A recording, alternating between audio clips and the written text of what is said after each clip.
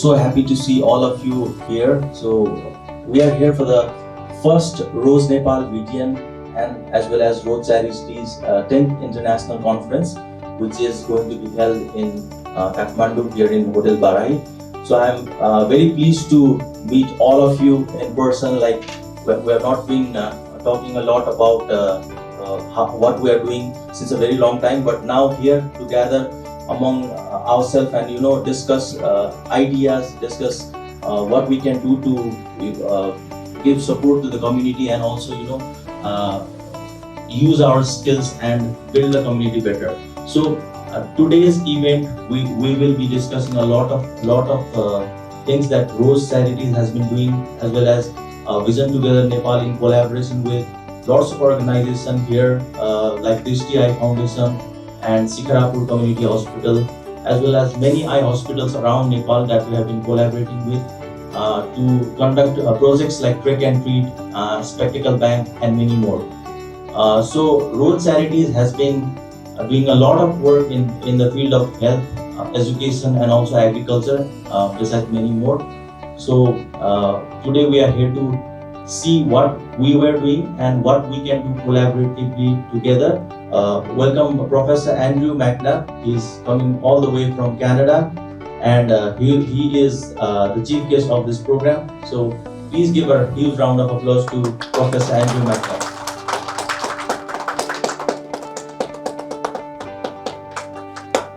Thank you, Andrew. Thank you for coming here. And to continue, I'd also like to introduce Dr. William, who is the chief honored guest here of the event. So please welcome Dr. William.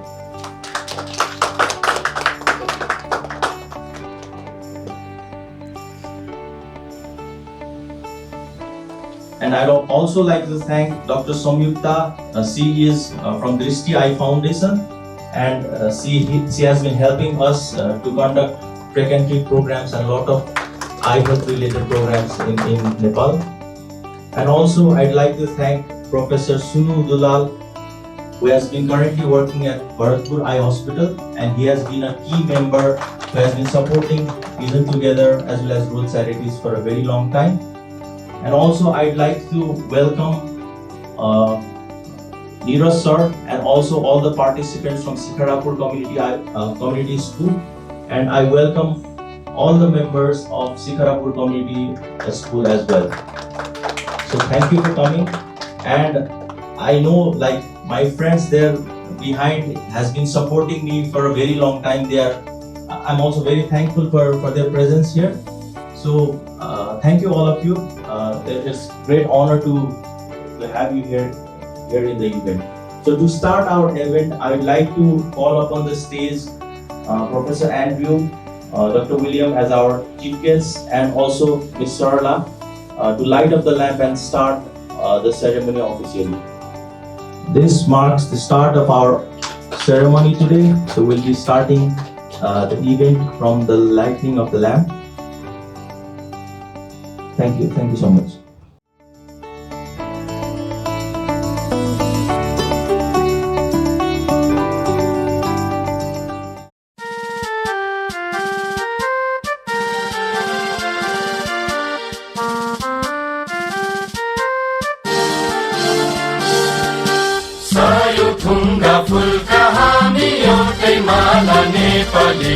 सार्वभौम भई फैलिएका मेची महाकाली, सायो थुङ्गा फुलका हामी एउटै माला नेपाली, सार्वभौम भई फैलिएका मेची महाकाली, प्रकृतिका कोटि कोटि सम्पदाको आचल, वीरहरूका रगतले स्वतन्त्र अटल, ज्ञान भूमि शान्ति भूमि तराई पहाड हिमाल, अखण्ड यो प्यारो हाम्रो मातृभूमि नेपाल, बहु जाति भाषा धर्म संस्कृति छन् विशाल, अग्रगामी राष्ट्र हाम्रो जय जय Nepal.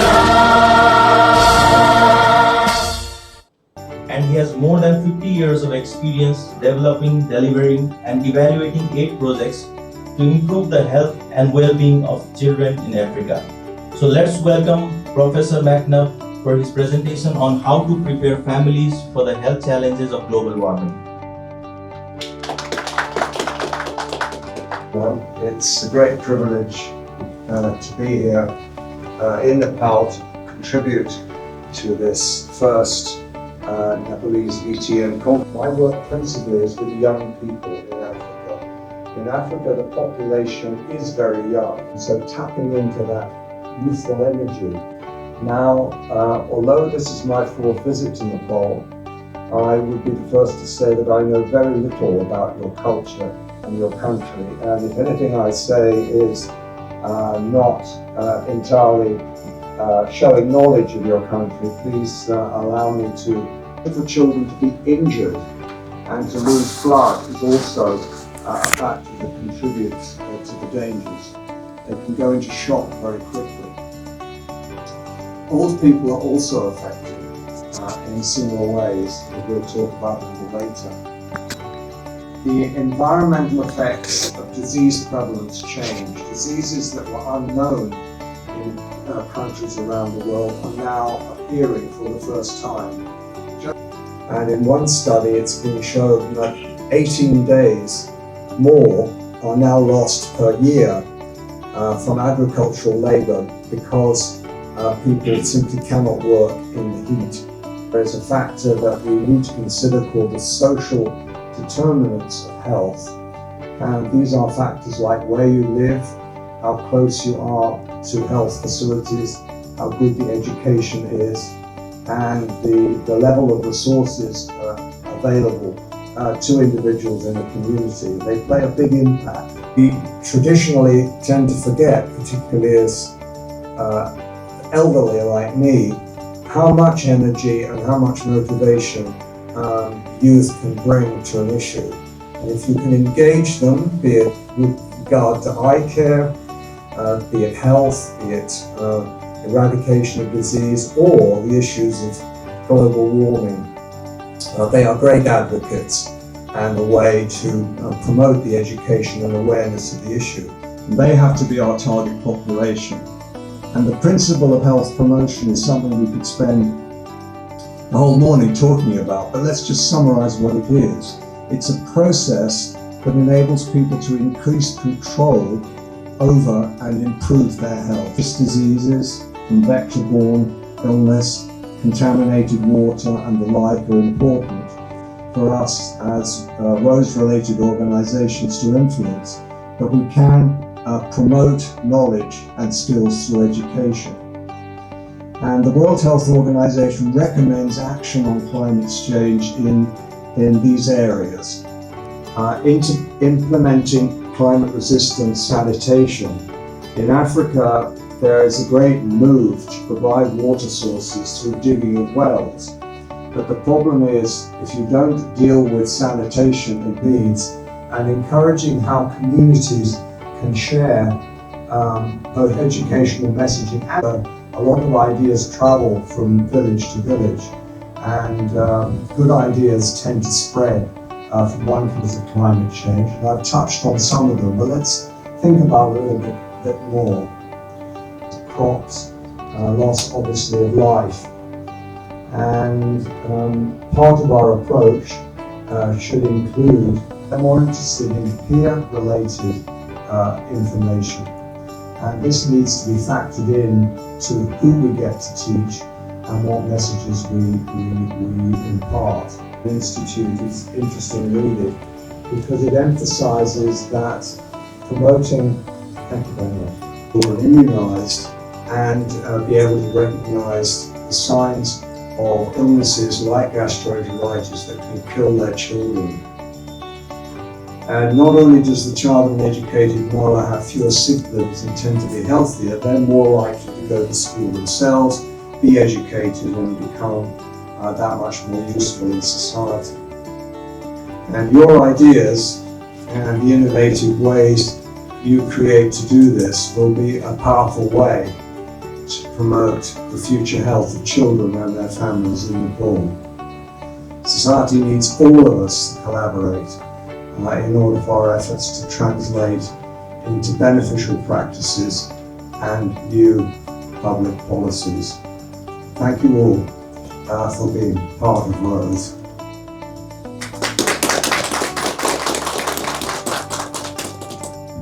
Thank you so much, Professor Magna, for sharing the challenges of global warming and how we prepare the families. The kids, how we learn is through the families. So if you prepare the families, the future is going to be good. So thank you, Professor Magna, for sharing your insights on this. So up next, I'm going to call Ms. Sarala Adhikari, who has been with the Road Charities since the beginning of Road Charities Nepal, and she has been doing lots of projects in the field of education and health, and she is going to highlight on what Rose Nepal has been doing from the beginning till now. So let's welcome Ms. Sarala Adhikari. Atithi Devo Baba. In our culture, the guests are like a god. So I'd like to take an opportunity to welcome to our honorable chief guest, Professor Andrew, the influential and pillar of the Road Charities.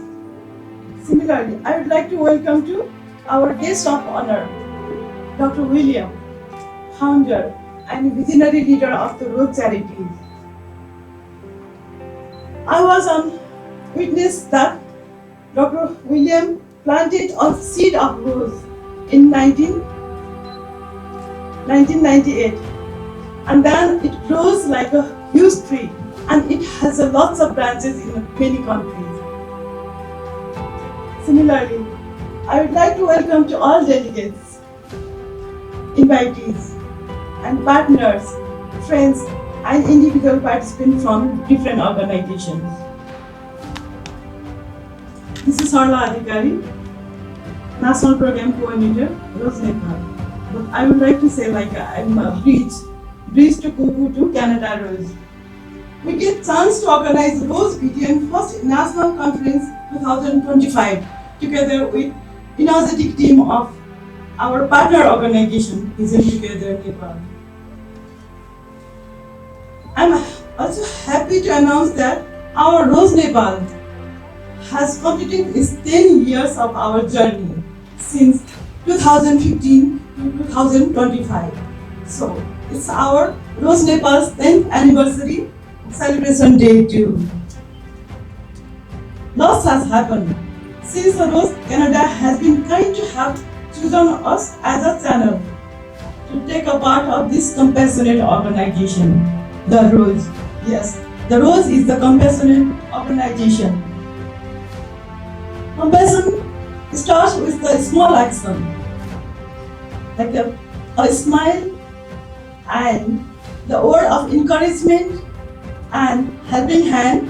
And Rose means to me is to suffer together and being motivated to relieve that suffering.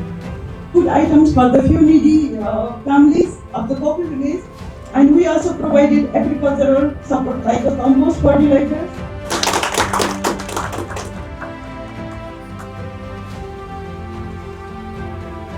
Thank you, Ms. Sarla, for sharing her insights on what Rose Nepal has been doing since the beginning of its establishment. And I'm thankful to Rose Charities for helping the community as well as training the students into having their skill set developed, and then we can use that skill set for the community. So,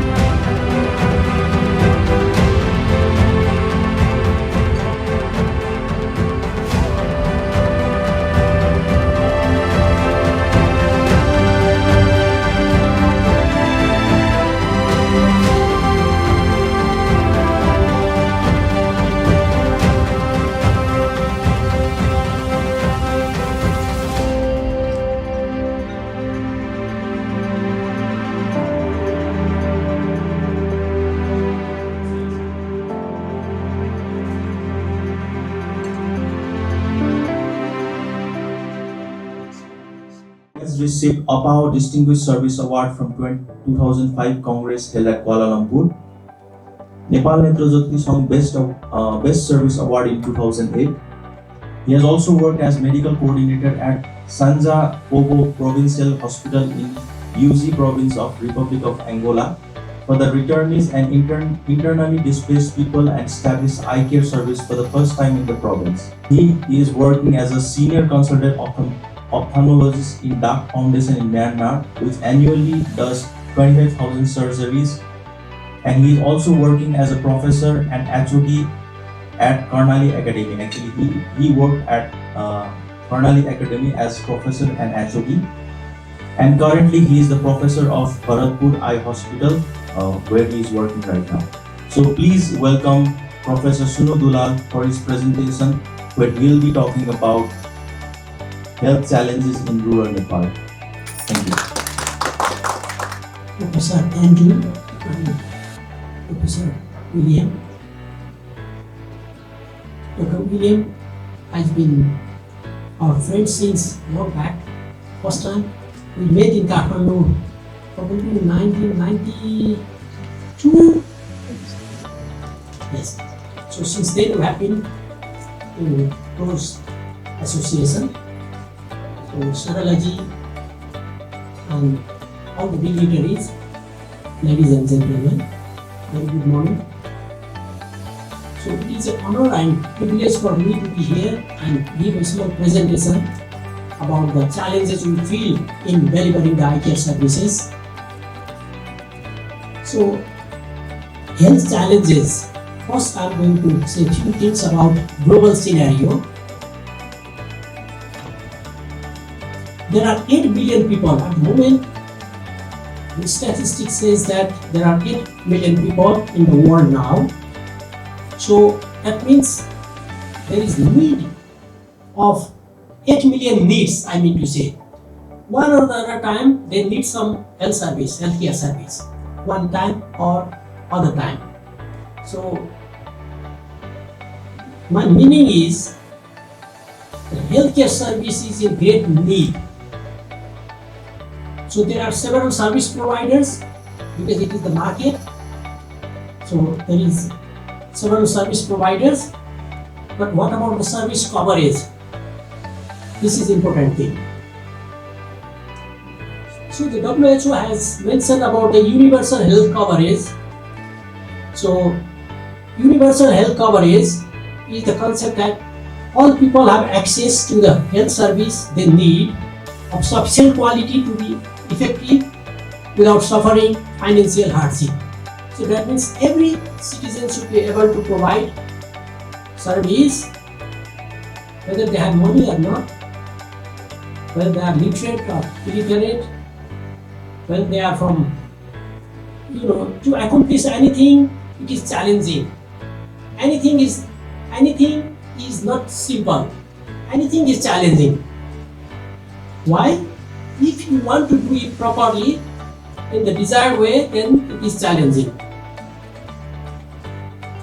So, what are the challenges for universal health coverage?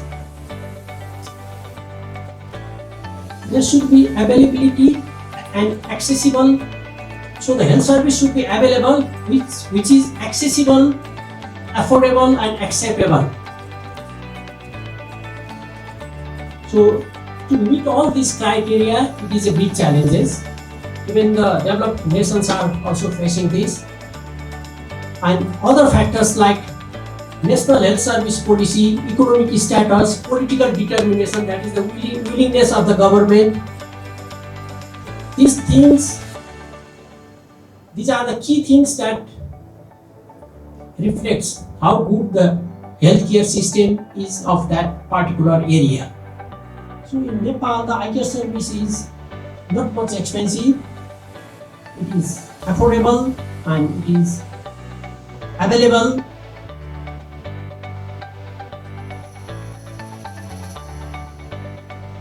So this is a slide from Karnali. This photo of a woman. It is very interesting. This unmarried woman She was 40 years, only 40 years. She was having visual problems since the childhood. Maybe it was developmental cataract. In the early childhood, she had some vision, but later, when she was 12 or 14, her sight was lost. So, in Nepal, if a man is blind and if he has money, he gets wife. He easily gets married. But if a woman is blind, she doesn't get husband. So she was unmarried and she was living with apathy, and she had to depend upon the neighbors for the food, and she was from poor family. I was the surgeon to operate her. Both eyes were operated. Now see the smile in her face. The previous mask face, no smile, nothing. I think because she was unable to see, but in the second she was smiling. Doctor साहब म हजुरसँग बिहे गर्छु मलाई नि आँखा देखाइदिनु भयो म उद्धार गर्नुभयो म बिहे गर्छु भनेर भन्नुभयो मैले भने अरे बाबा मेरो दुईजना बच्चा भइसक्यो I have 2 children already. So she said, no. Marriage doesn't mean that only thing. So I want to provide service to you. I'll care you. I'll wash your clothes. I'll iron your clothes. I'll prepare food for you. so I remember her still. So thank you very much for your kind attention. Thank you very much. For your wonderful presentation on the challenges faced in Nepal in regards to eye care system. So up next, I'm gonna take you to a ride to trek and treat. So you're gonna travel to some places, see the mountains, and then see why we do what we do. So let me start with one of the video that was captured in our trek and treat.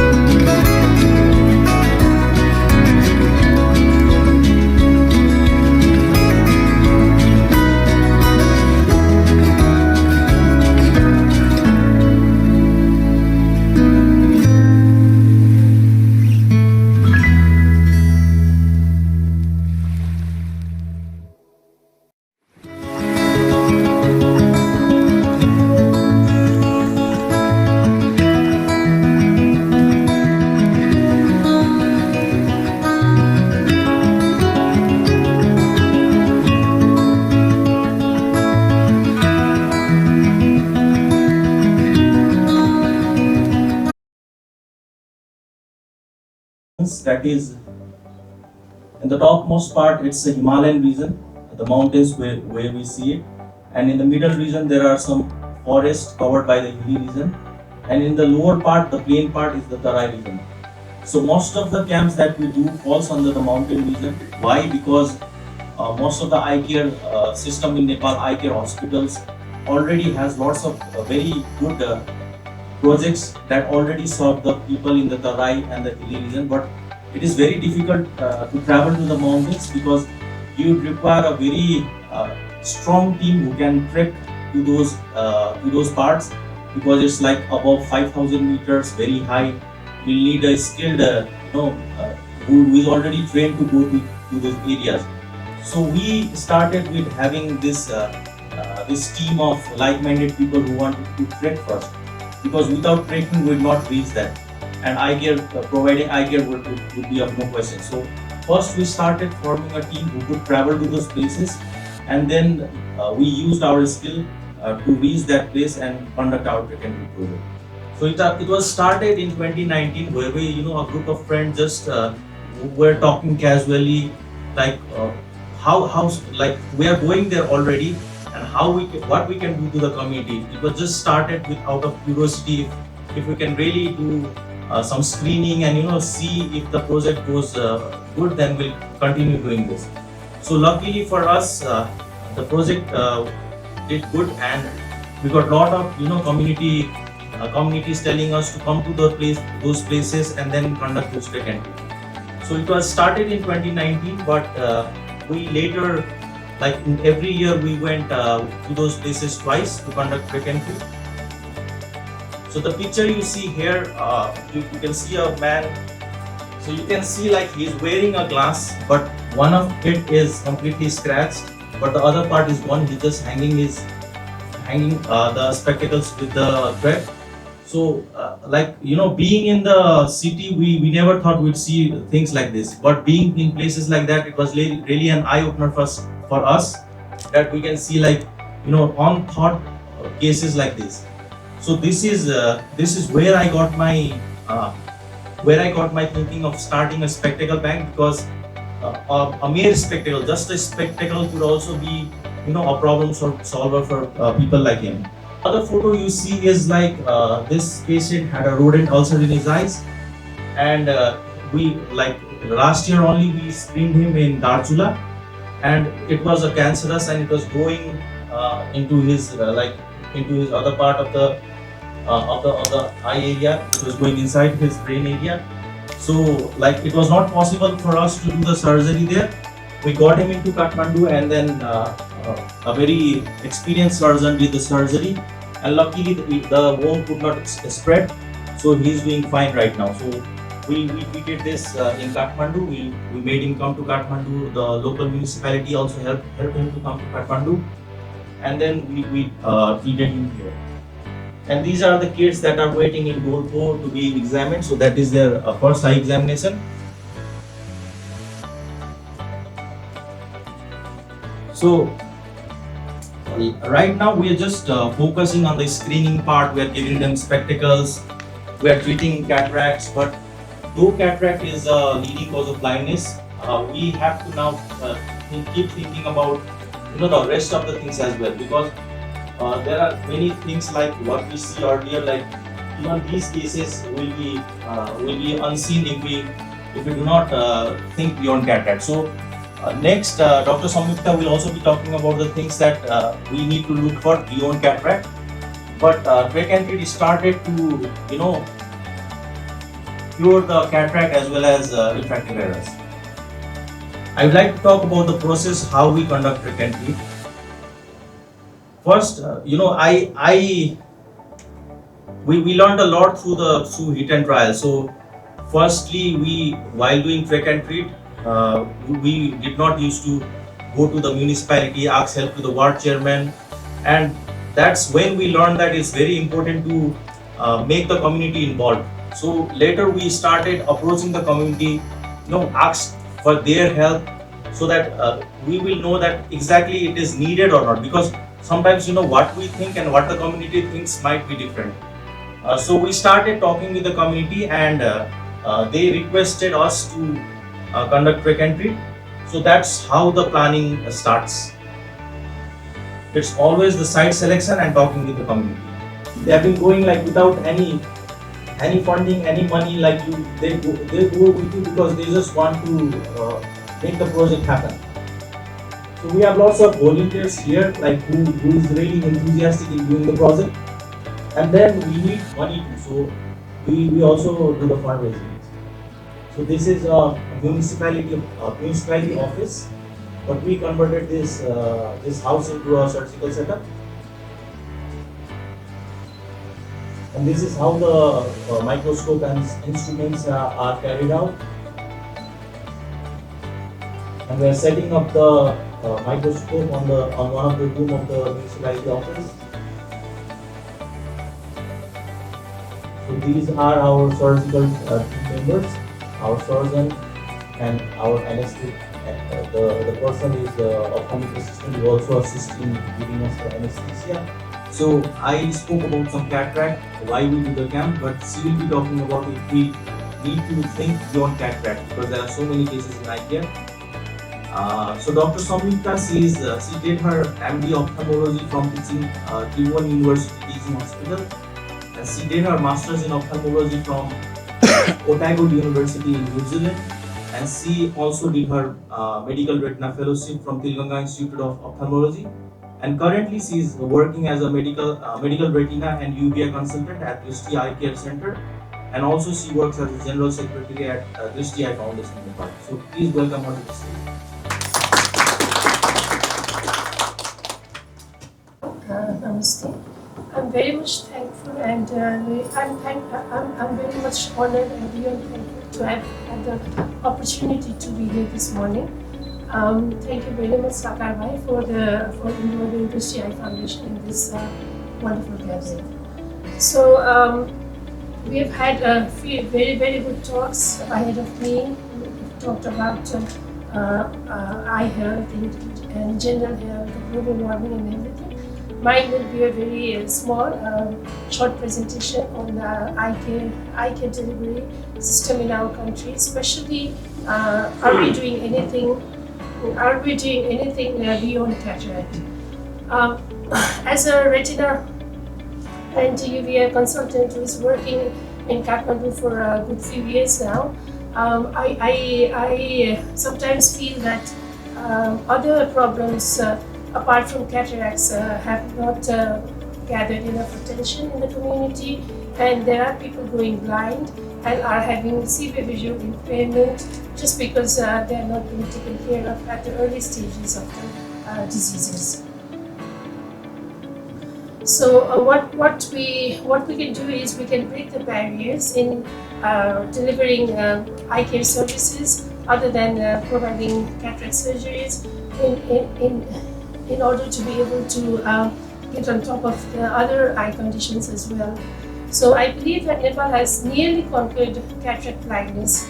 As we have seen before that there have been wonderful programs which are running all year round, and there have been support from many international communities in terms of getting rid of cataract.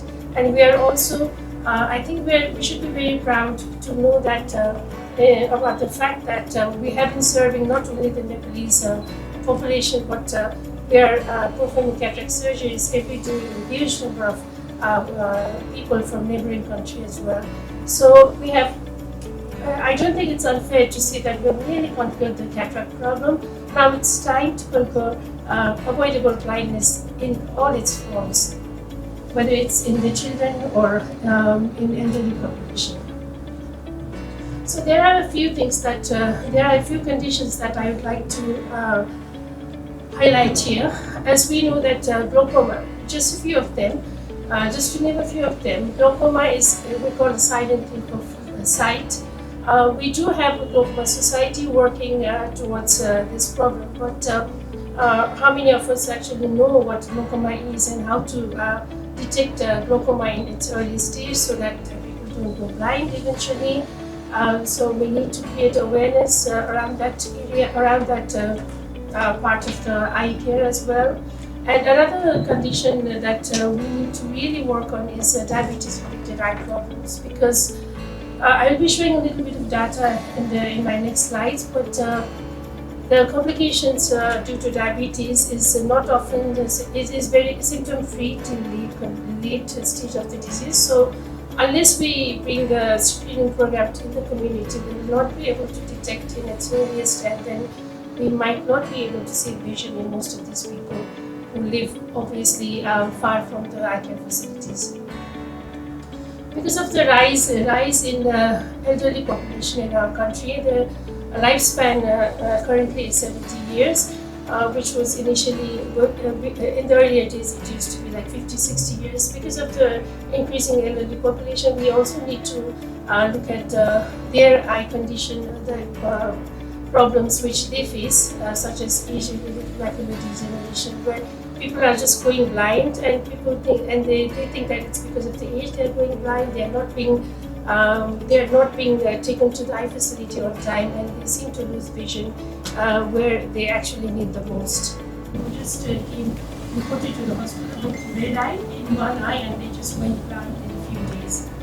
So no one had a clue what was happening, and they were not able to receive any vision in those eyes. So there were about 10 cases reported in the first year, and then this next year went by without any report of such cases. But then came the 77, another odd calendar year, and same thing happened during the same season. So there was this big thing about what was happening in the country, and what do we do about it? How do we let the rest of the world know more about it, so that we can come to a conclusion as to what is actually happening, how the disease is causing that much of an impact in children's eye. So there have been lots of work in raising awareness. Now I think that most of the healthcare professionals, they know about this condition, they know about when this actually happens and what to look for, but we still have a long way to go. So at Industry Eye Foundation, we started working on this awareness program in 2024, beginning of 24. Because 24 was supposed to be the sharp-free year when the outbreak was not anticipated. So we started working on awareness, raising awareness across the community. Going on in this season, so we had to train them ourselves so that how to distinguish between simple red eye and the sharpen. We give them a lot of materials for them to look at when they come across such cases, and then reinforce the training sessions just before the outbreak, anticipated outbreak. So we have been able to cover more than 500 female community health volunteers, equip them with materials that they might need to be able to detect these cases. As we know that female community health volunteers, they are in contact with lots of families across the community. So if we equip them with the knowledge and skills to be able to detect this disease, then they just answer provide to detect the cases early and see vision. We've achieved so far, and it's still work in progress. And we are still running awareness programs for this year as well. So more than 500 female community health volunteers have been trained directly by a team, and more than 1,000 school teachers have been trained, and more than 6,000 school children have been involved in awareness sessions. We have also done some opportunistic training sessions where people would gather during festivals, or even though when the elderly people come for their pensions in the community area, we have sent our representatives there, and then just distribute the materials, talk to them about the disease and like that. And other health professionals like the medical doctors who look after the district healthcare management, and nurses, and all those health professionals in the health post, we have involved them as well. We've just had two wonderful speakers, well, many wonderful speakers, but both yourself and Professor McNabb, Professor Andrew, has indicated how child education and child knowledge can be massive benefit, and I personally feel from my experience it's underput. Now you mentioned it in the cases of Chapu. Is there any attempt to do it for things like glaucoma? I mean, if kids knew basic symptoms of glaucoma, they could say, "Hey, Dad, you've got acute angle glaucoma," or something. So, has there been any attempts to do that in your experience? I don't think so. Honestly, I don't think so, because glaucoma, as I said, it has not been that much of a mainstream screening thing that's going on in Nepal. So, for the adults, when the hospitals do different, they do the screening, glaucoma screening camp every now and then. There's a glaucoma society that overlooks all this, but I don't think they have yet had those kind of programs where you go to schools and talk about glaucoma. I didn't just mean glaucoma, I mean the other things as well. Yeah. Cataract and... Mainly it's the school screening programs are mainly it's to look at if they have any vision impairment, and then if they need any glasses. But awareness programs, I don't think there are a lot of them who actually go to children and then talk about the disease. I think it's more towards adult population where you want to focus more. Your presentation on Shafu was very interesting. I have several questions. The first one is, have you ever seen it in children where both eyes are affected? No, not yet. So that's one of the mysteries that... Right, because you would suspect if it was a systemic reaction that both eyes would be. So it sounds as if it's more likely to be a local inflammation. The second thing is, have you studied children to see whether the eye that is affected is the same side as their dominant hand? Yeah, there have been studies that have looked at, but it's not, the result is not very conclusive yet. Okay, So because you would expect children tend to contaminate the same same side. side of The third thing is, in Africa, we have a number of caterpillars that are intensely irritant. If you touch them, they have a chemical on the surface to protect them from being eaten. So it's good you have the entomologists involved, because it may not be the moth, it could be the caterpillar stage.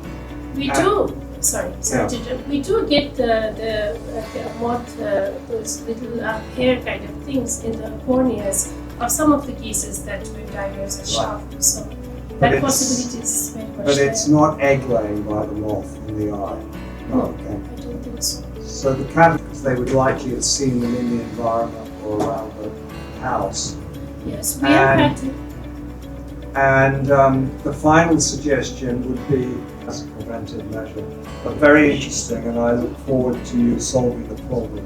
Yeah, I think it's been 50 years, so we're hoping the next couple of years should be some conclusion in terms of this, because it's been going on for so many years, and it's not very nice thing to say that we've had for 50 years and we don't know what it is. But we want to talk more about it and find out more about it. So with the dominant hand, they have looked at it, not without any conclusive report on that. So 90% of the children who have had presented with Shafu-related symptoms they have reported exposure to the moths in some way or the other, direct or indirect, where the towels and stuffs were used, where there were lots of moths. 10% they are not aware of it.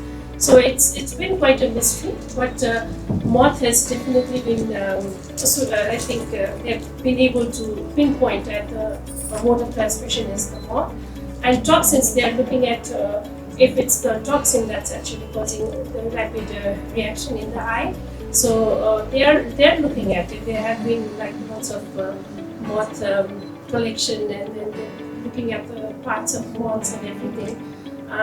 So we're hoping a big reveal kind of thing end of this year, because they are yet to publish make their results public.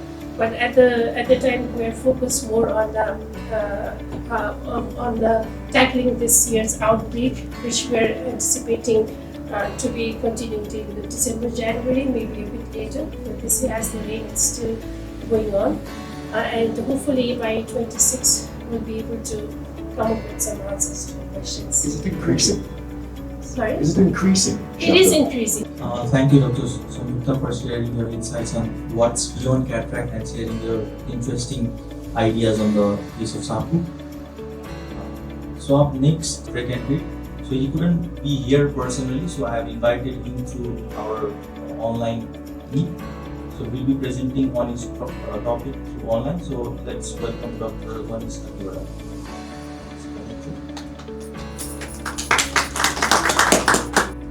Good afternoon, everybody. I am Dr. Vanis Kathiwada. I work in Dristy Eye Care System and Dristy Eye Foundation, and I voluntarily do a surgical camp with team VTN, Vision Together Nepal, with Sakar and the team. Today I will be presenting about mobile cataract surgery camp and why and how it is done. Firstly, the introduction. As you know, cataract is the leading cause of avoidable blindness globally and in Nepal as well. It is a cost-effective and impactful community-based approach to reduce the avoidable blindness, that's the cataract. So why it is important? Why mobile surgical camps are being done in Nepal, actually in developing country? Because of high burden of cataract blindness, cataract accounts for about 50 to 70% of blindness in developing countries. Let's the late presentation and with a lot of complications related to the cataract, to all, including marginalized and poor communities. It actually aligns with the Vision 2020 and Universal Eye Health Goal to eliminate avoidable blindness. So, mobile surgical camps being in case with tertiary eye hospital, and also train local health workers and volunteers in primary eye care.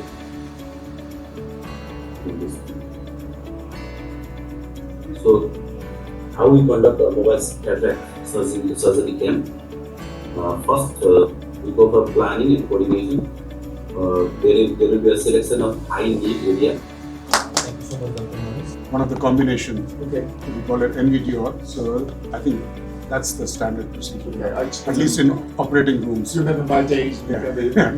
So we are moving away from formality. Communication. So it's basically silver knife.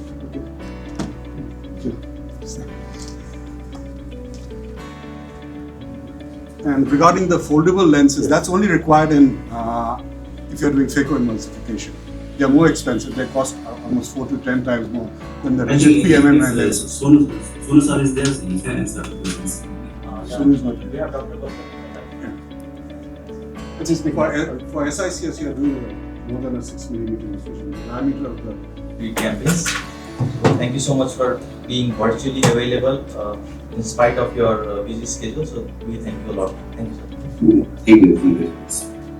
Once we have one more presentation, so I'd like to invite Sir Neeraj Shrestha for his presentation on challenges in education sector in Nepal. So Mr. Neeraj Shrestha is a social work professional and CLC development practitioner from Dakshinkali municipality in Kathmandu, and he is born in a Newari ethnic community and holds a master's in social work from St. Xavier's College and is currently pursuing an MPhil in social work from Tribhuvan University.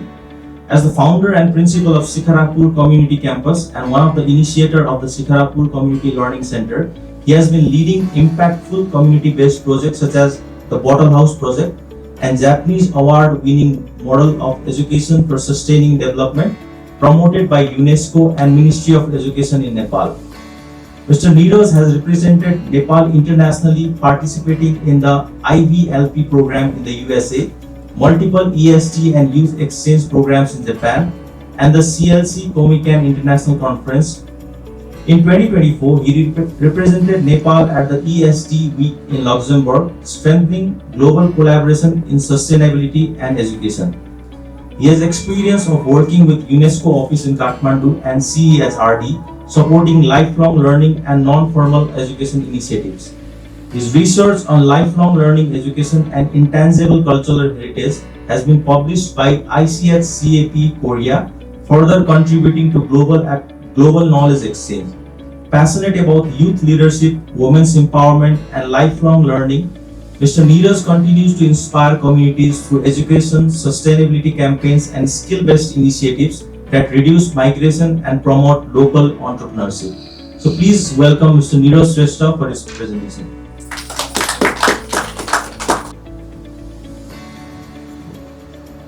Thank you so much, Dr. Sagar, for introducing me.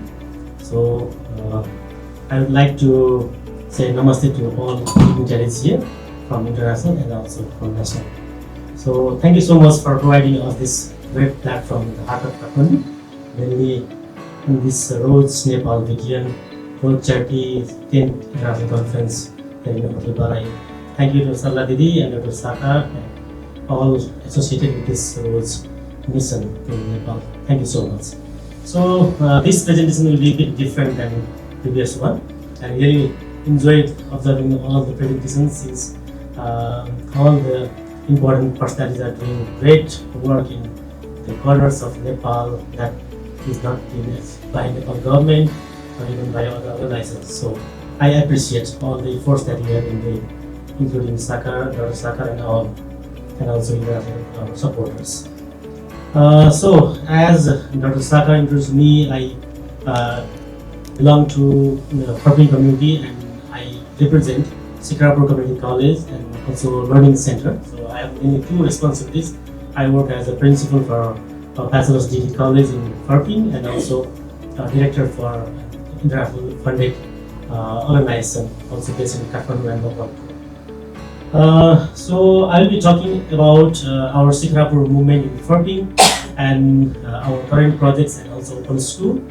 And there has been several activities that we do with Road Charity since many years, formally, informally also. And I'll be also showing some. Now, Habor is from that place, but this is the main original place where we gone 2 decades ago, where the Sikarapur was brought up and with the vision, if not here, then where, if not now, then when, if not me, then who. So with that, Nish completed his grade 10 from our school and now studying in Tauda Rashtriya school in Kitipur. And there are few other like students like Chiling, who is like paralyzed and he wrote examination sitting in his wheelchair in the examination center. And there are many monks and nuns who are based in monasteries and they do not have permission to go out of this. I'd like to develop that climate knowledge center in coming years so that we would like to sensitize more community in coming days based in Makwanpur because we have many hazards of climate things and people are not aware about that because in 2024 we did a baseline survey. We saw like even our Datsingali municipality, Inner rural municipality, they are not aware about climate in any other, like they don't have any initiatives in that. So this picture, Sarla Didi already shown it in the last slide. So this is the road charity. We have started this in a small initiative. So these are the photographs I took from online. Now I will show you the real photographs. This is the first project commencement meeting with the students. In the middle you can see there is one agricultural staff lady and others are students and some board members. So we have started this chicken coop for our students, so they do it. So this is also based in bottle house.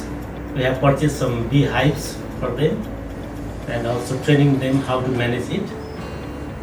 And we have also wrote the name of Road Charity since this is supported by Road Charity. Photograph of open school, so you can see many like nuns and monks in their own dress also. So bottle house, Khaza time. So this is the photograph of open school. So thank you Road Charities.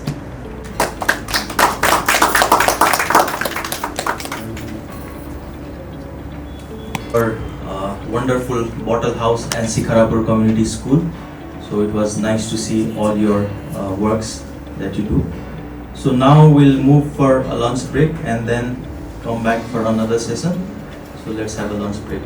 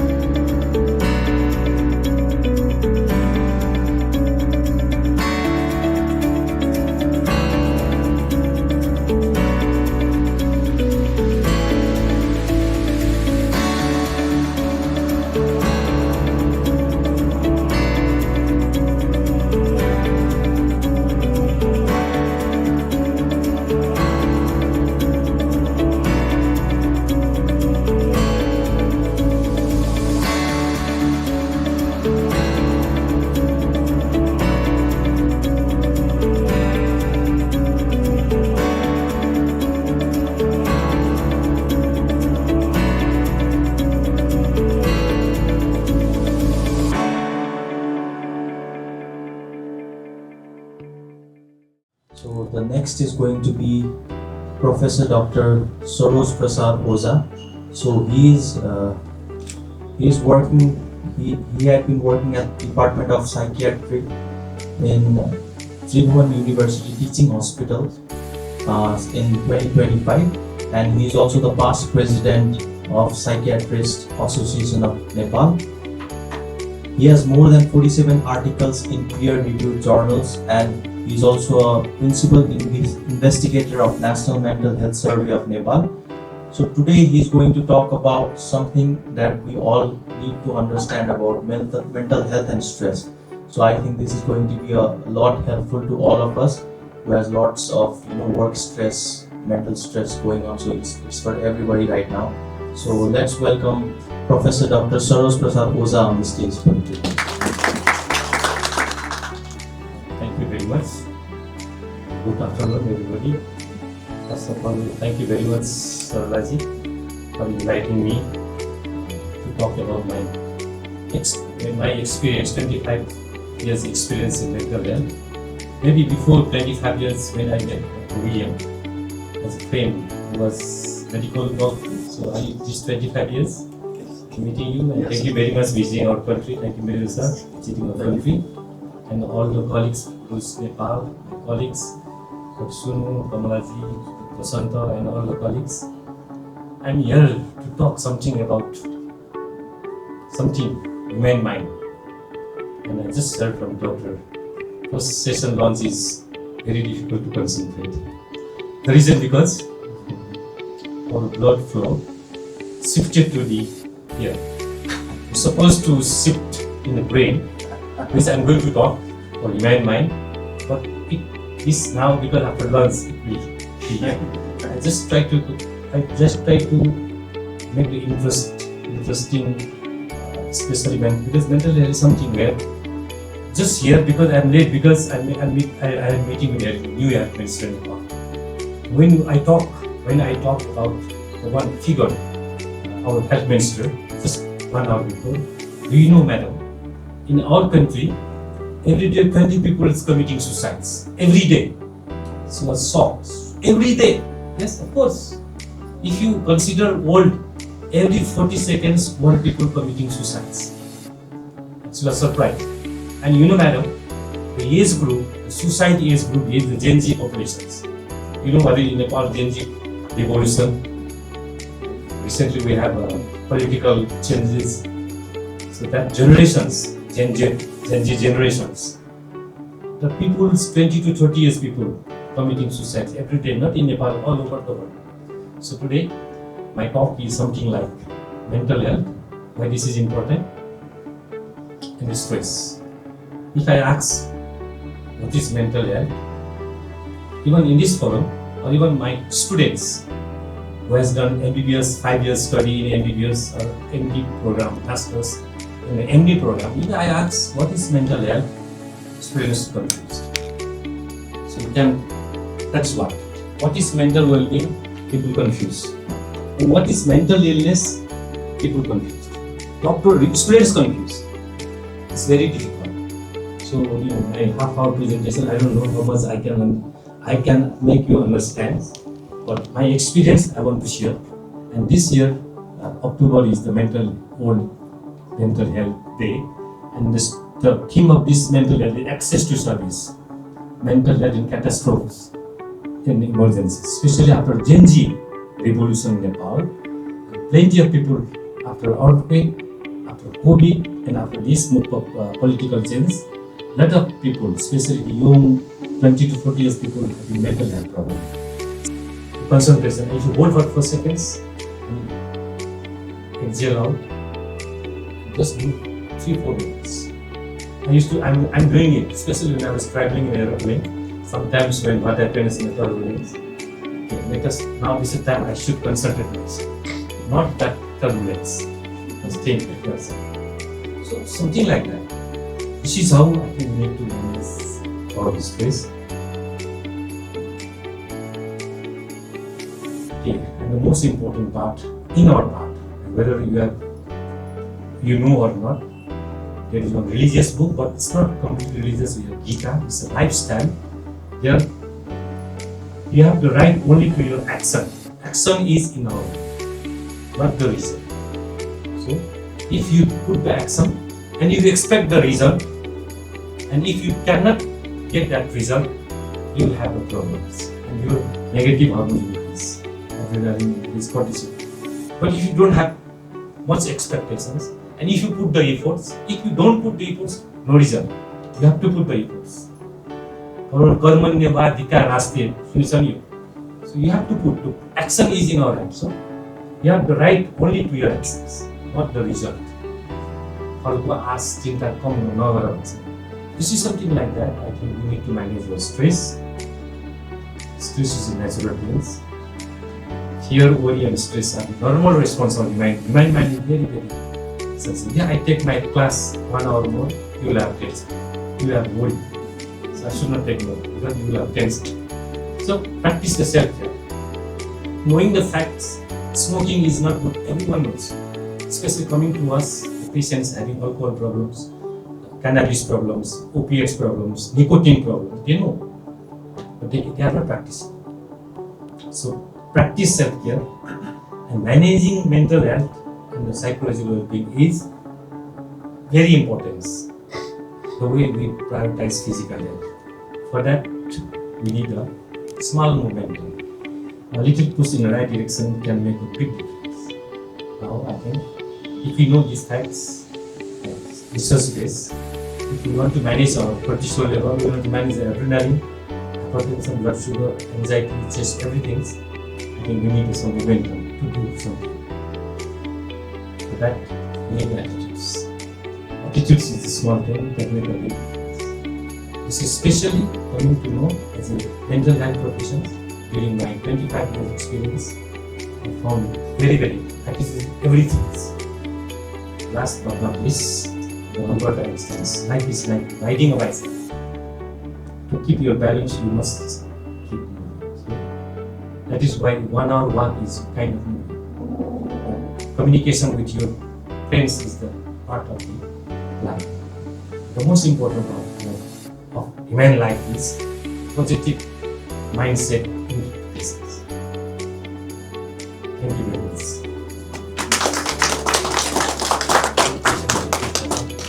Thank you, Professor Dr. Soros, for wonderfully presenting the things about mental health and how to manage it.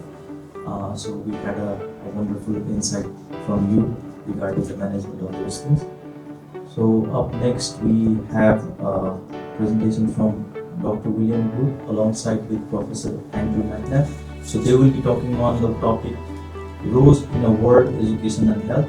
So before I invite Dr. William, let me have a short introduction of his.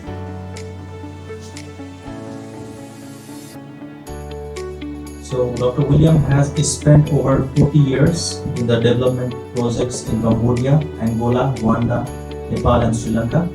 He spent many years in Cambodia developing basic health infrastructure, including building eye clinics and site restoration and rehabilitated surgical programs for the poor. Dr. William founded and co-founded IRIS, International Resources for the Improvement of Sight, Road Charities, and several other aid organizations, some for AMDA. He also has wide experience in disaster responses and long-term assistance programs worldwide.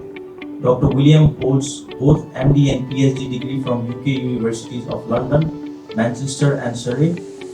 He is current executive secretary both of the Canadian organization and the Road Charities International Council. So please welcome Dr. William to this stage.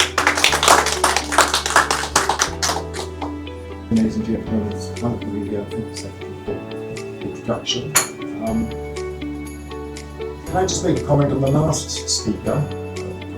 So, I was going to ask this as a question, but I can make a comment as I'm now on the podium next anyway. It strikes me that we human beings are technological magicians. We're technological gods almost in what we can do because of these huge aeroplanes are flying. We're psychological idiots. We're psychological Stone Age, and a lot of the world's problems are because of simply non-understanding of the way that some of the people in other countries think we think. And I think it's an area that is ultimately vital importance. Anyway, so that's my comment on your. My role today is to give you a snapshot of road charities around the world, but I also want to add in more than just a sort of travelogue. Make it work a little bit, but perhaps some of the psychology that goes behind what we do. So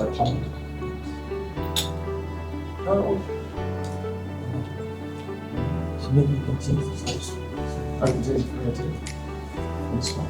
Okay. Right. So what is road charities at the moment? Okay, we are I would say a medium-sized NGO. Of course, size is relative to something else always, and it depends on what statistic you take. So it really is, it doesn't matter. Whether we're big or small, it doesn't matter. It's the work we do that is important and the philosophy behind it.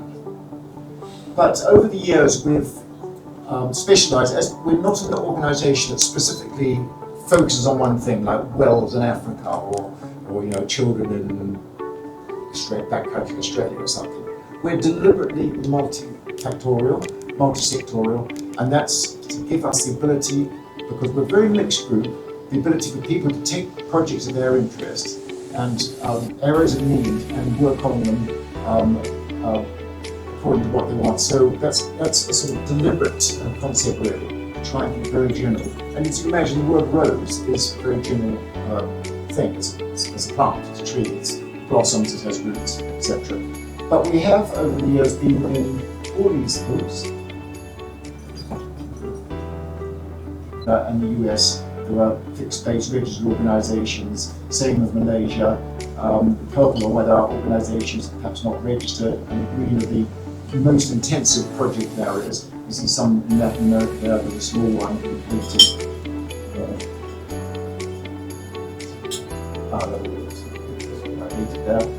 Ethiopia doing healthcare. So, just to give an extent, we're quite widespread, but we don't have a particular mandate to go into any specific country, just what happens, what comes along. We're very flexible. I very much believe in the concept of one thing leading into the other and things happening naturally. You might call it organic growth or organic transfer to the next project. And that's happened several times, and I hope it will be a little bit of the theme of my talk here. So the other thing I would say we are a bridge. We try to bridge. The bridging concept is very important. And note particularly on this bridge, people go two ways. So bridges are always to give up and get back. It's Saka mentioned at the end of his talk about why he does it, and the beauty of the mountains, and I almost call it soul currency. So we might give our material one way, but man, you get the soul currency back again, and that's really necessary for people's lives and a sense of self-worth. So it's hugely a two-way process, and in a way, often it's more coming back than one actually gives up. That's the way we see it. So I'm over our own Rosetta Stone. Now, this at the top, you'll see this picture of the Rosetta Stone, and I don't know anyone who knows about this. That was the stone that was discovered archaeologically that opened the entire understanding of ancient Egypt and its civilization. Because they found the stone, which was 300 years old, and the same thing in two forms of ancient Egyptian. Because of the Greek being there, they could understand the ancient Egyptian. Because of the ancient Egyptian, they could understand all the old writings about ancient Egypt. And a huge understanding of that. And our Rosetta Stone, I feel, is so I shall that slide as well. It is a good slide. It is a wonderful place. Ownership partnership, very, very good on the place. And the history of the re-establishment of eye care in Cambodia was to be written. There was one place and one group of people who were absolutely paramount in the whole process that happened. And guess who these people are? Guess which country it is? It's your country. Your expertise from Paul and your resilience, someone mentioned resilience, and these people were absolutely incredible, and it's impossible not to be almost floored by being impressed with ours. Yes, sure, there are schools, there are quite a few schools, there could be more, there are quite a few schools. How do they teach? Now, one of the less desirable aspects, there are many of them, of the British Empire, was we seem to have left in these old places that were occupied the concept of rote learning, where kids just sit and repeat things. What's the calendar's mom doing? What's the as opposed to the proper tenets of education which prepare kids for the modern world. Things like innovation, curiosity, lateral thinking, connections. In fact, the key principles, as seen by Nicole, because I asked her to write this, she said, this is what she sees. The first, to nurture curiosity and intrinsic motivation. Second, hands-on experimental learning, so the kids learn, they really learn not just what they take in from being told. Socio-emotional development, because much of life is communicating with other people. And that's how things happen. That's how actually the world moves. That's why we're here. Individual learning, that's some of the kids learn one way and some learn the other. There's more and more communication with girls and boys learn in different ways. Flexible curriculum, technology integration, and a growth mindset generation, desire to learn. So they've formed the most fantastic school which incorporates all these aspects, as well as making it widely available to people outside. And I was very interested with the Bottle House project, where it was more like an education centre as far as I can see, rather than a sort of specific limits to school, because that's the direction they've gone. They have their pupils as well, but they also bring in others from outside, almost like a, I suppose the evening classes that can be taken by those who are not going to the school. Stand-alone education, that encourages cooperation and problem solving among the learners, old people. And those people are they get knocked on because those are the ones that will start initiatives for maybe disabled, blind people and single mothers about the community. So they're made a hub where activities happen with the seniors, and that leads on to other aspects of the city, including health promotions and lifestyle promotions, etc. So just to show how extensive it is, these are all the things they do in this health centre. I mean, I don't know how they get enough time in the week, so we just saw the digital participation. This, being on cheap speak Chinese, the Jing Gong class, which is a type of Falun Gong.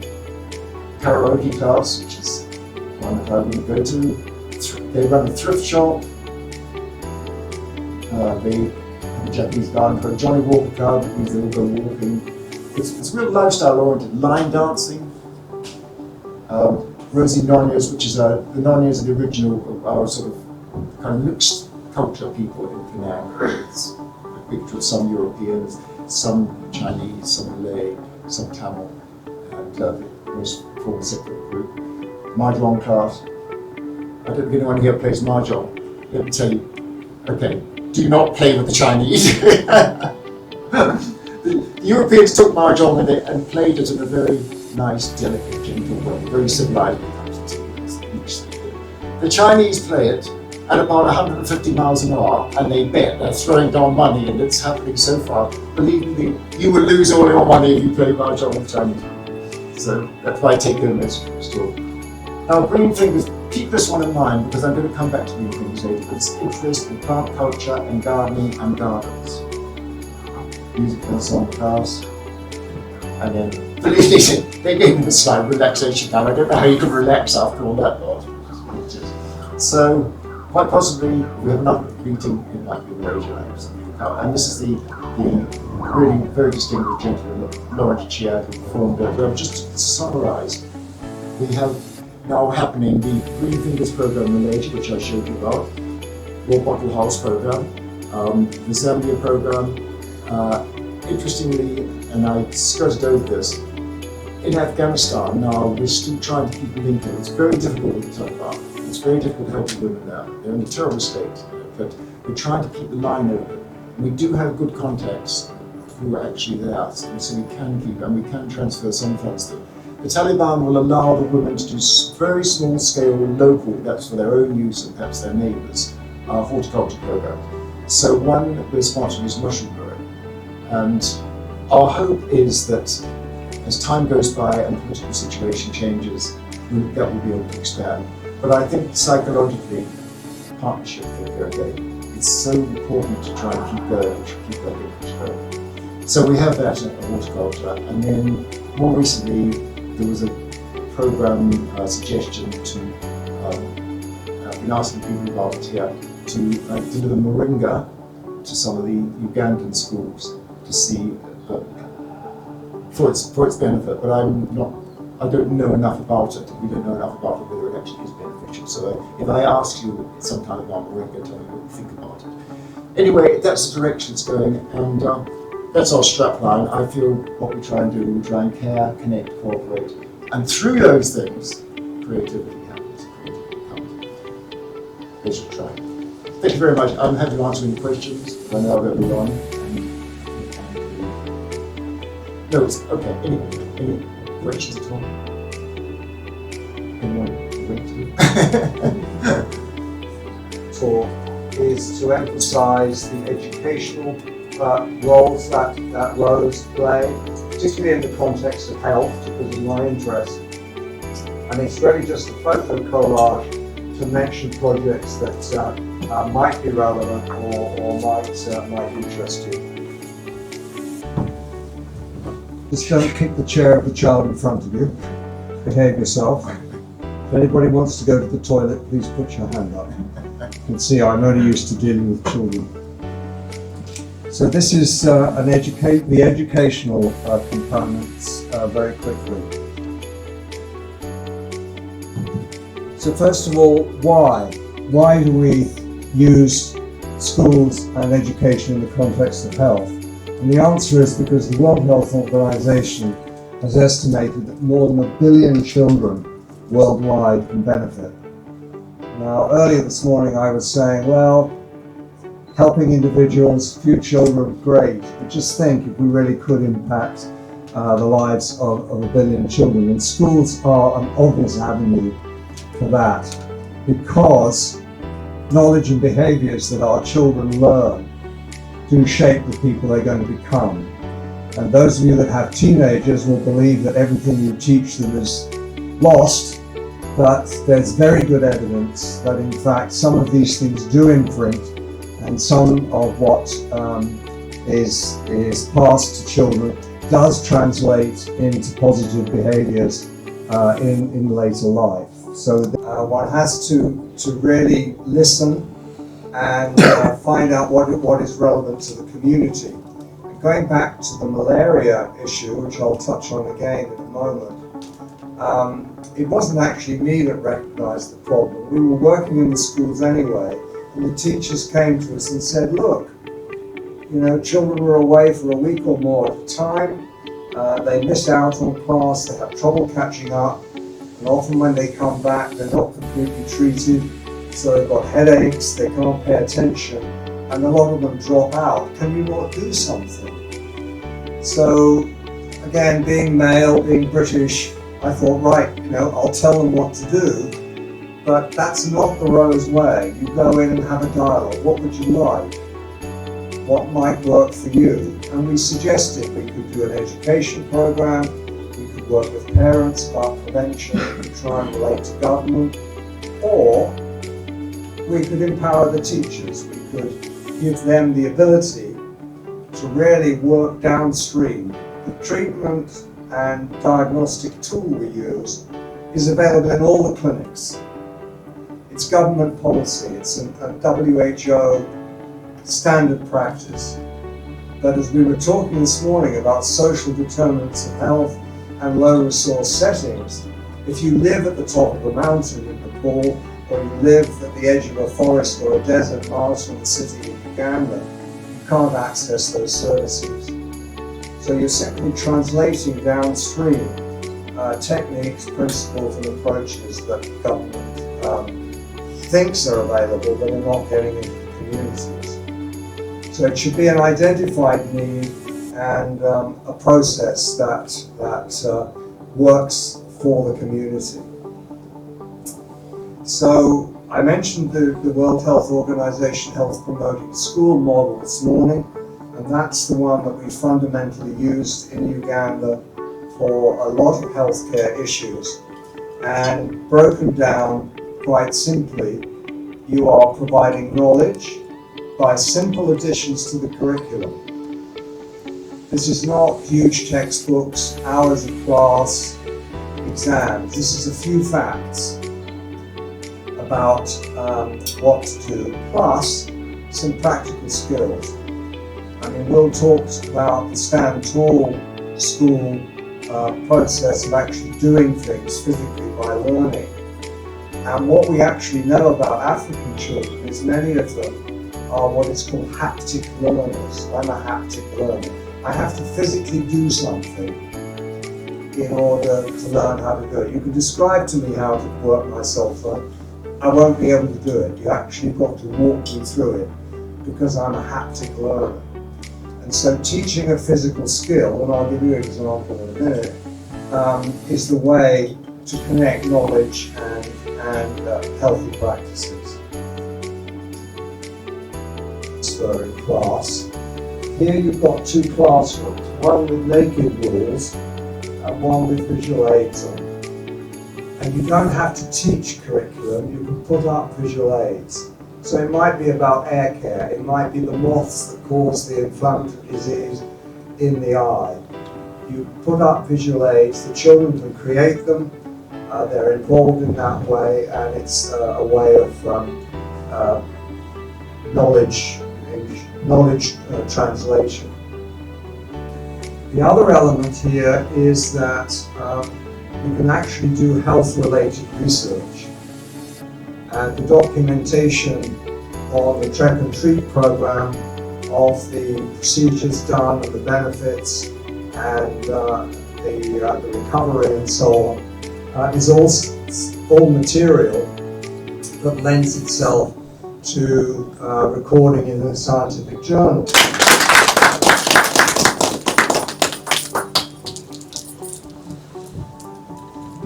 Thank you, Professor Andrew and Lydia, for your talk on what Rose has been doing in the field of health and education. So the next presentation we have is from Mrs. Lalita Lansani, one school and also serves as the field coordinator for the Women Agriculture Entrepreneurship and Climate Action Project. She is a proud beneficiary of the Open School herself. She has successfully completed her bachelor's degree from Sikharapur campus. She not only teaches the Open School but also leads the Women Entrepreneurship Project at Sikharapur Community Learning Center. In 2024, she represented the institution at the ESG Weeks conference in Luxembourg. With extensive experience working in organizations focused on girls' education, mentoring and health, she has made remarkable contribution to the community development. She also served as a community mediator at Dakshin Kali municipality and actively participates in several local initiatives including community libraries, cooperatives and women's network groups. So let's welcome Mrs. Lalita Ramsani. From the break of dawn, Darby's days were filled with the rhythm of labor, a melody of determination and resilience. Here for her from her herself.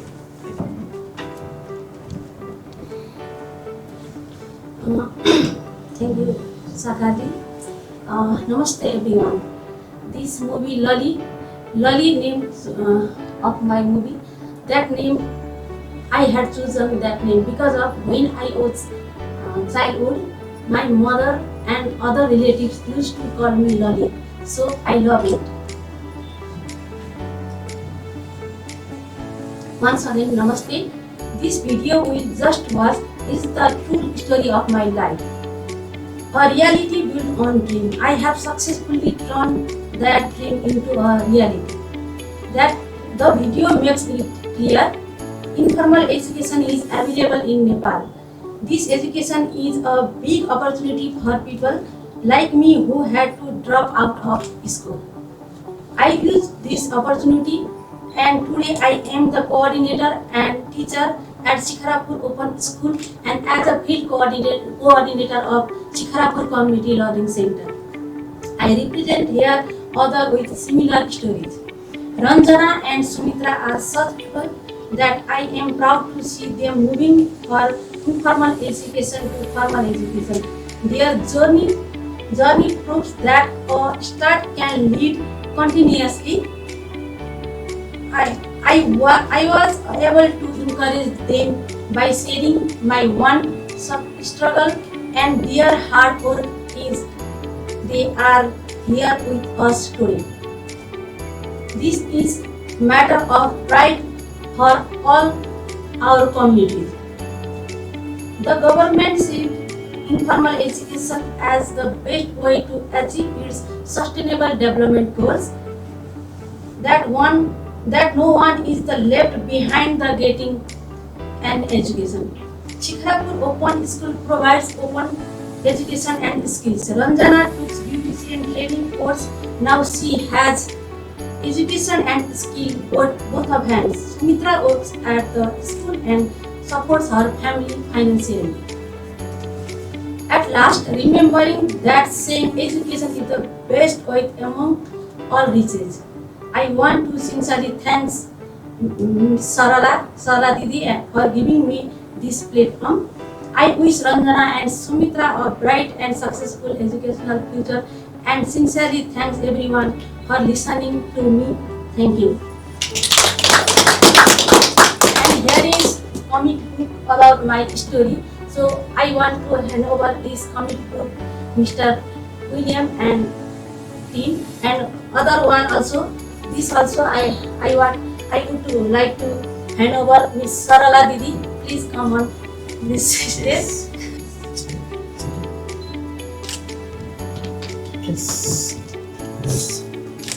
And here is also one pictorial. This is a pictorial about Shikharapur Community Learning Center.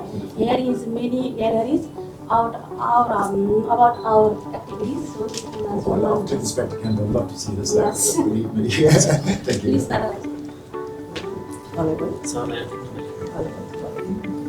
Oh, it's good wish. Yeah, we've got it.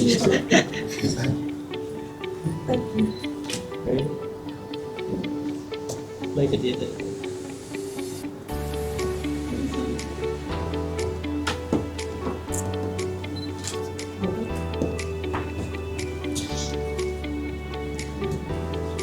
So she would like to share her story too. So she has currently graduated and become an architectural engineer, and we would love to hear her story too. So please welcome Ms. Susmita Thapamagan to the stage and hear her story how it has been.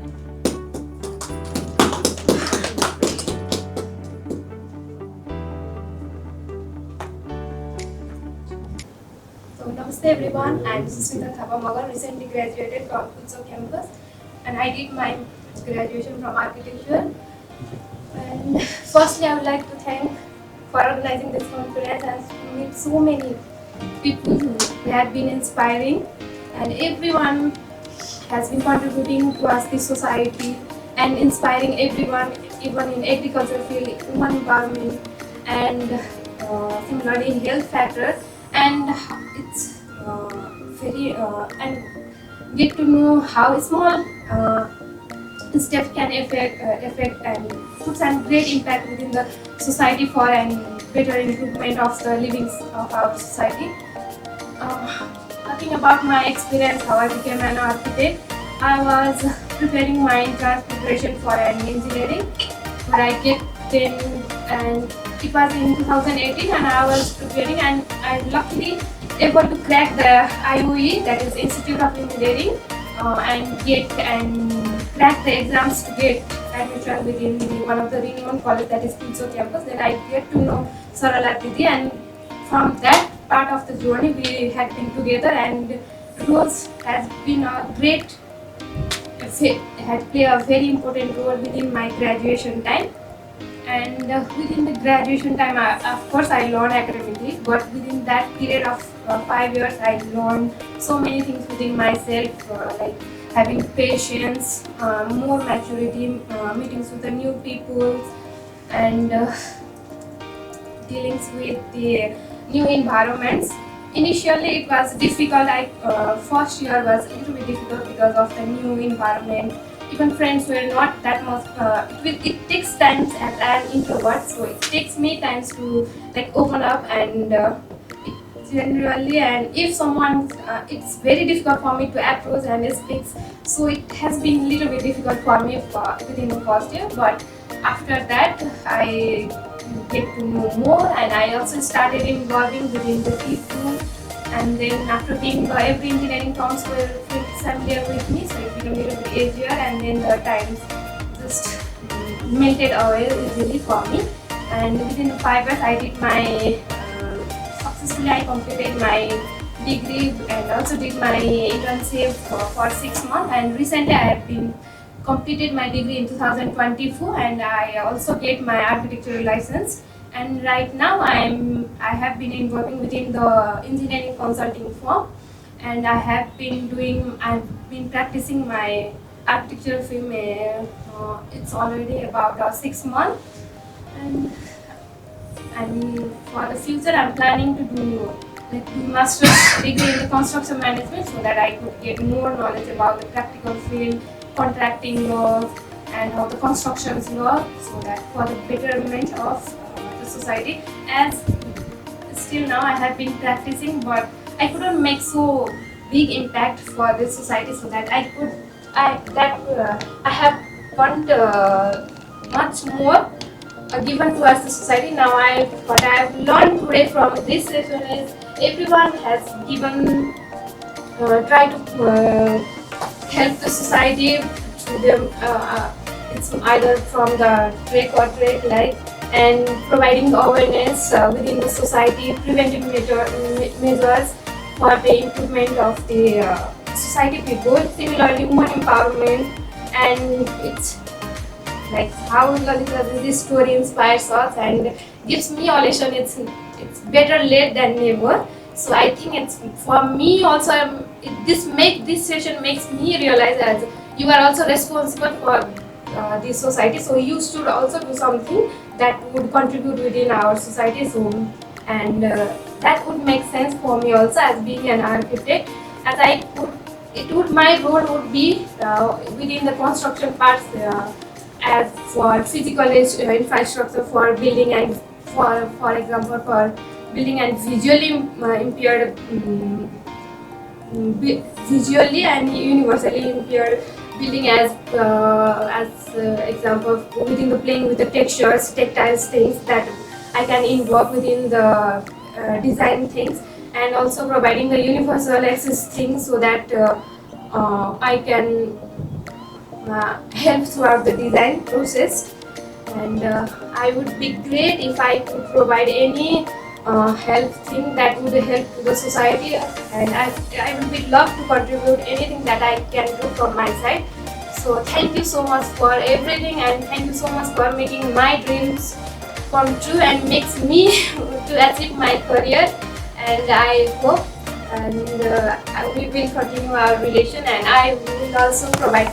I would also love to do work and inspire within our society. And thank you so much, very much. And this session was really inspiring for me to do something for my society, and it is my responsibility as well to be actively participate, not one, not and also help the participants that have been doing right now in our society. Thank you so much.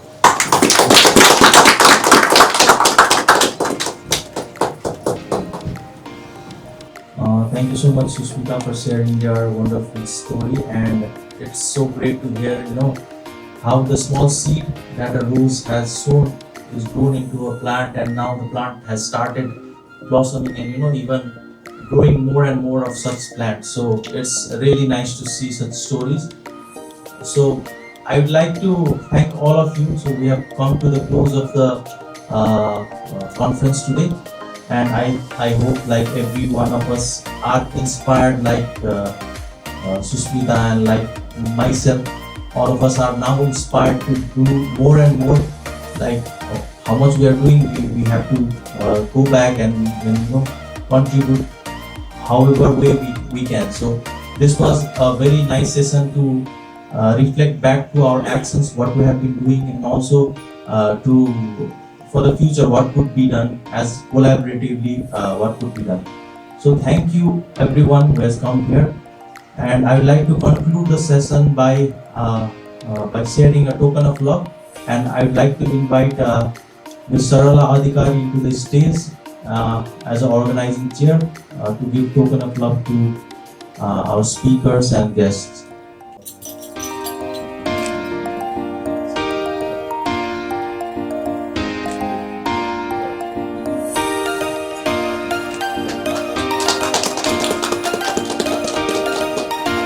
I'd like to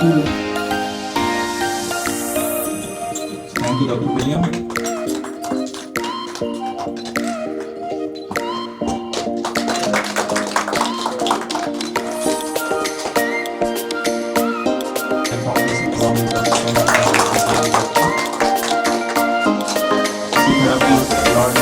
Community Learning Center for being a part of this conference. So we hope the opportunity to learn from one another.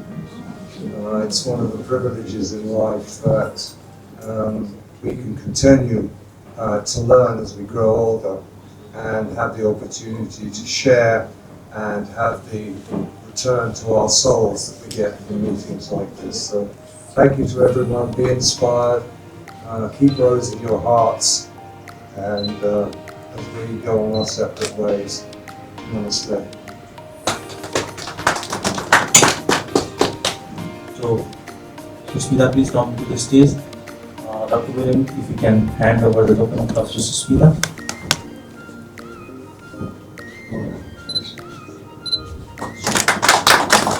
So, Dr. William, if you can have your conclusive words and conclude the conference. Thank you.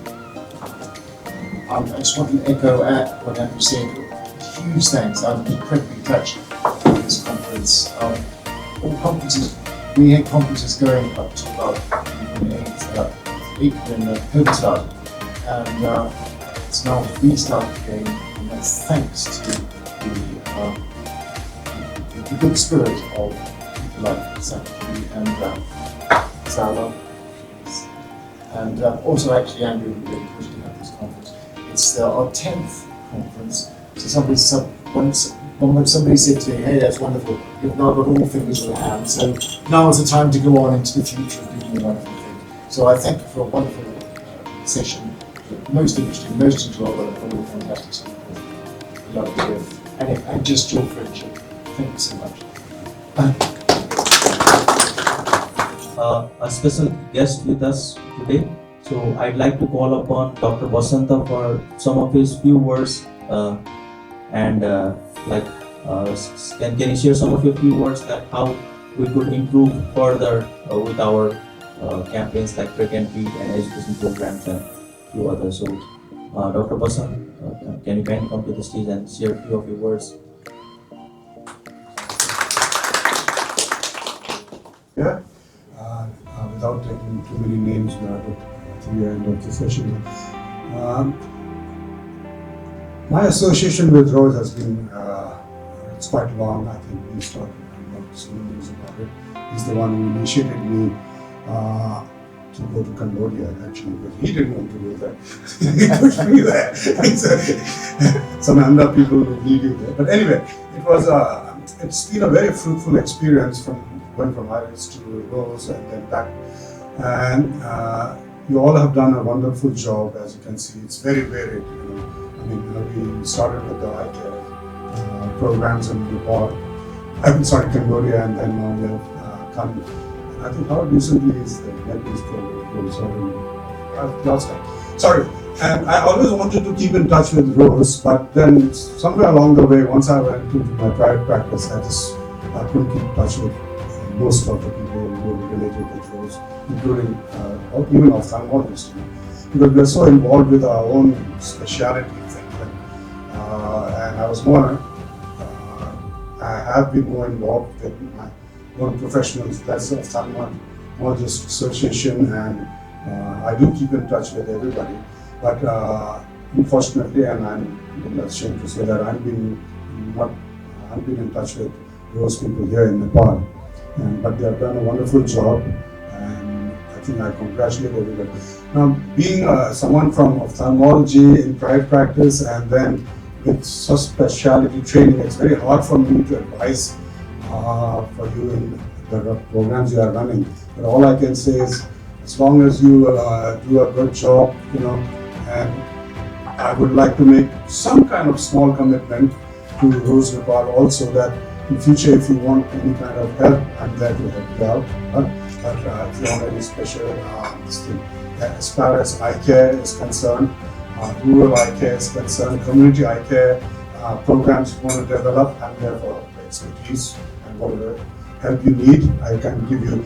As far as education and other parts that you are involved in, I'm sorry, I don't have much knowledge or expertise in, and I'm sure Professor Andrews and all will be most willing to help you. But as far as eye care, and I think I think you are an optometrist, right? So you will be inclined to do some eye care programs. So any eye care programs where you need help, I will be most willing to help you out and advise you.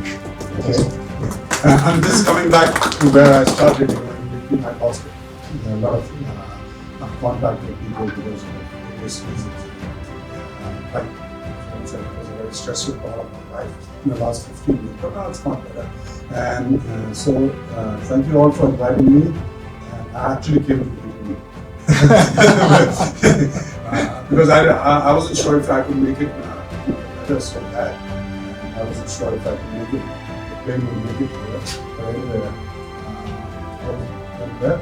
So that is what I would like to say to Sarla and Sarkar, that if you need any help, just please, you are most welcome anytime. I can advise you now. I have the time. Yeah, initially, early on, I just didn't have time, and I would ignore a lot of things in those days. So thank you all for inviting me again, and I wish you all the best in your different projects, especially actually. So whatever. So I think hopefully that will be this thing. Yeah, thank you all for inviting me. Yeah. Good. So we might soon be going for a trek after you have offered your help. So I'll soon plan a trek and take you for a trek and film project. So thank you all. This is all for the conference. So we'll have a final photograph, and then we'll wrap up.